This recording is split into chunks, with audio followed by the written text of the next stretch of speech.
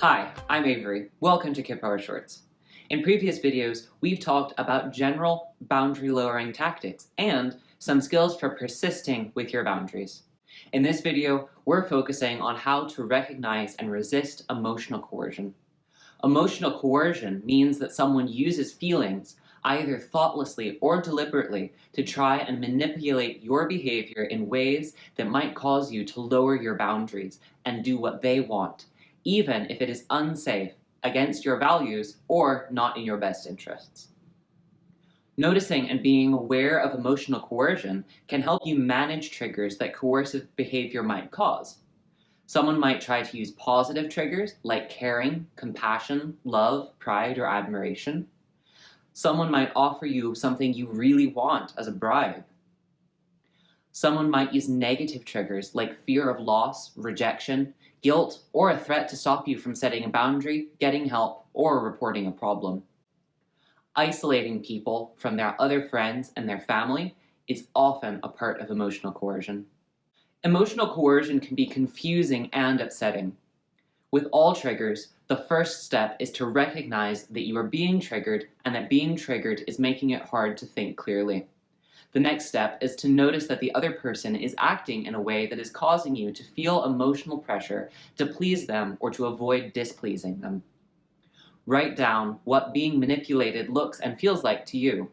Practice by imagining a situation where you feel urgent about taking action immediately to please or not displease someone. Ask yourself, is this truly an emergency or can it wait? Why do I feel urgent? Now, make a plan to delay any decisions until your feelings are under your control. Practice saying out loud, I need to take a break. Let me think about this. I'll get back to you later. Now, imagine that you have already made a commitment that you shouldn't have. Practice saying, I'm sorry, I made a mistake. I cannot do what I promised. There are many other ways to take charge of your triggers in our video, Managing Emotional Triggers. Most people do not have malicious intent, and sometimes people who use emotional coercion can have difficulty communicating their needs or recognizing the feelings and needs of others. They may be experiencing real feelings of distress, confusion, or hurt in response to your actions and to your boundaries, and they might not know how to manage their own feelings. Recognizing these dynamics can help you stay calmer and more compassionate, rather than getting angry or saying hurtful things you might regret. You can be caring and still set clear boundaries. Practice positive responses to someone's negative responses to your boundaries. Someone might act upset or hurt in response to a boundary. In this case, you can manage your triggers and then strengthen your boundary with a boundary bridge. For example, I don't mean to hurt your feelings, and I want you to stop. I know this is hard for you, and I still need space. I do care about you, and I can't give you money. People may also be coercive in response to your choices. For example, someone may be very sad if you make choices that mean you will spend less time with them or be farther away. This type of emotionally coercive behavior can be hard to identify because it often comes from feelings of love, concern, or caring. For example, a parent might be concerned about their child living far away because they will miss them or be worried about their safety, and they may express these fears indirectly in a way that feels coercive. Even if a choice isn't exactly a boundary, you can still choose to set a boundary bridge. Someone might also be angry in response to your personal choices. For example, if someone decides to leave a job they have been working at for a long time, their boss might be upset. In this case, even though the words and feelings might be different, the skills are similar. You might need to manage your triggers and set a firm, compassionate boundary.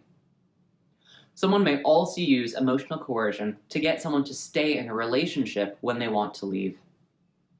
If someone you care about behaves coercively, this can cause significant safety challenges and may be a difficult situation for both people.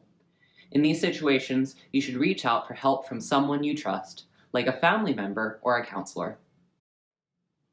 Emotional messages like these can be very upsetting, and your job is to make choices that are right for you. Recognizing this behavior as emotional coercion may help you resist being pressured.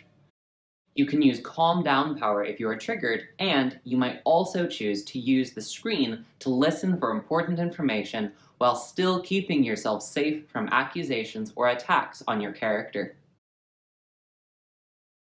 You may also choose to use heart power to give yourself encouragement. Sometimes people also use emotional coercion to try and get others to keep unsafe secrets. Everyone has some things that they choose to keep private, and sometimes people share secrets or other private information with someone else, but don't want that person to share that information further. However, sometimes people ask others to keep secrets to hide something unsafe, such as behavior that is against the rules, unethical, or illegal.